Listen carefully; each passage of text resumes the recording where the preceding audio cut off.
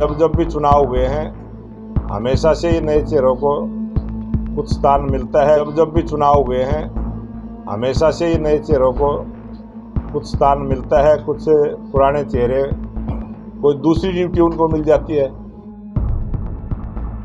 ये चुनाव का समय है, किसी भी कार्यकर्ता को इस समय चुनाव के समय हटाना, इस बात को ध्यान में रखते हुए उस पर रोक लगाई है। और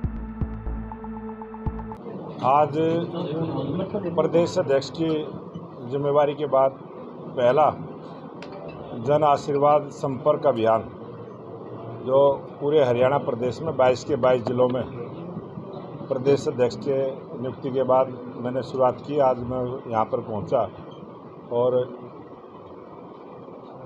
2 स्वागत कुंडरी के अंदर, 1 स्वागत यहाँ कैथल के अंदर, और अब आप सब से प्रेस से रूबरू आपके सामने हूँ। और भारतीय जनता पार्टी एक ऐसी पार्टी है जो लोकतांत्रिक ढंग के साथ सभी भारतीय जनता पार्टी के कार्यकर्ता एक परिवार की भांति काम करते हैं। और आज कैथल ज़िले में जो चारों विधानसभा हैं, सभी कार्यकर्ता भारतीय जनता पार्टी के इस 2024 का जो चुनावी अभियान है इसमें सभी जुटे हैं, सभी काम पर लगे हैं। और भारतीय जनता पार्टी के अनेक प्रोग्राम हमने तय किए हैं कि हमारे सभी जिला की बैठकें हों, मंडलों की बैठकें हों, विधानसभा स्तर के हमारे प्रोग्राम हों और बूथ की बैठकें हों।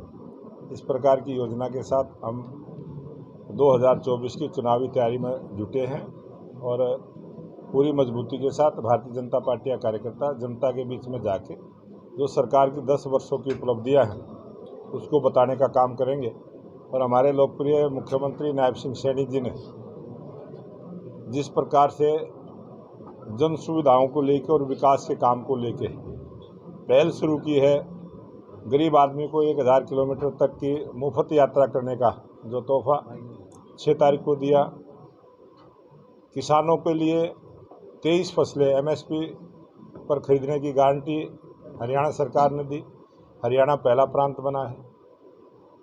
और बिजली के ट्रांसफार्मर को खराब होने पर जो किसान को पैसा देना पड़ता था वो सरकार फ्री किया है।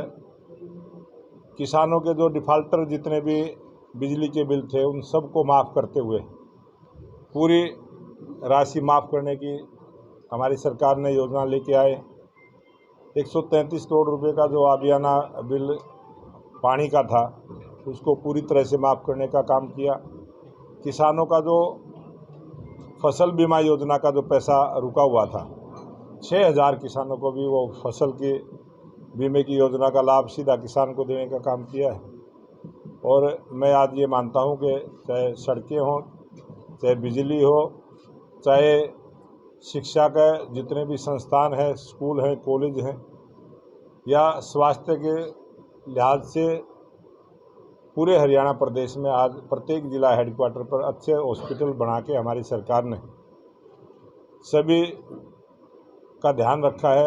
महिला हो, युवा हो, किसान हो, गरीब हो, सबके लिए अनेक योजनाएं लेके आए। और हरियाणा प्रदेश के युवाओं के लिए भी जो TGT की 7400 बच्चों की सीधी भर्ती, 3000 D ग्रुप की भर्ती और 1,20,000 ऐसे कर्मचारियों के भी नियमित करने का जो काम किया।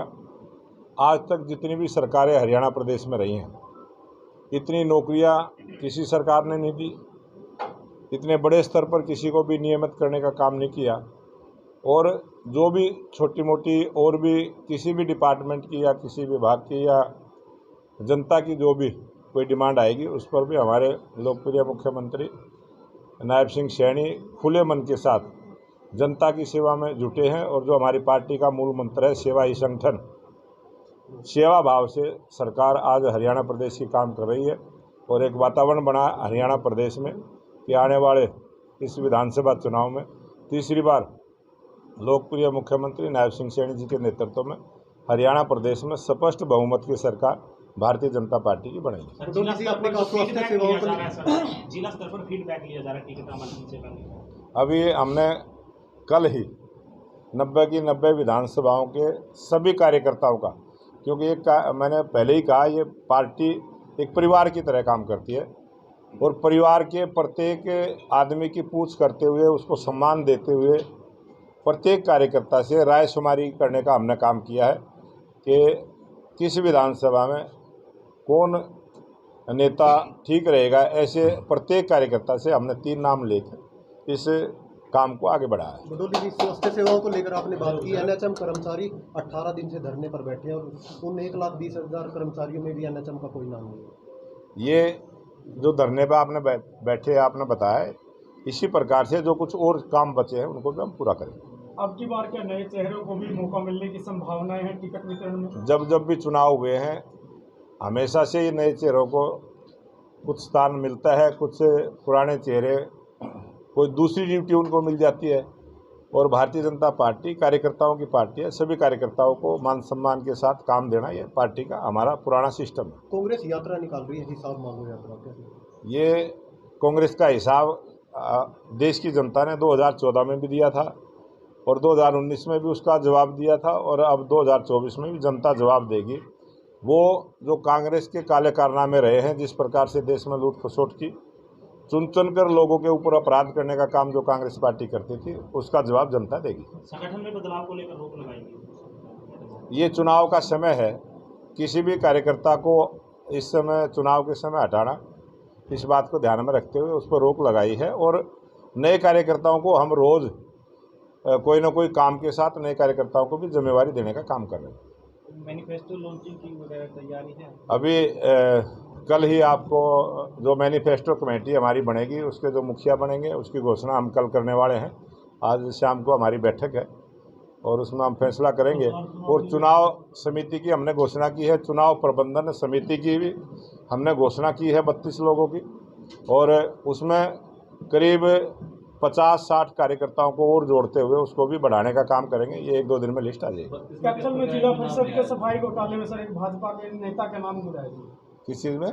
कैथल में जिला परिषद सफाई घोटाले में भाजपा नेता का नाम जुड़ा है। भारतीय जनता पार्टी की सरकार जहाँ भी जिस भी प्रांत में है, भारतीय जनता पार्टी के किसी भी नेता पर आज तक ना कोई आरोप लगा है।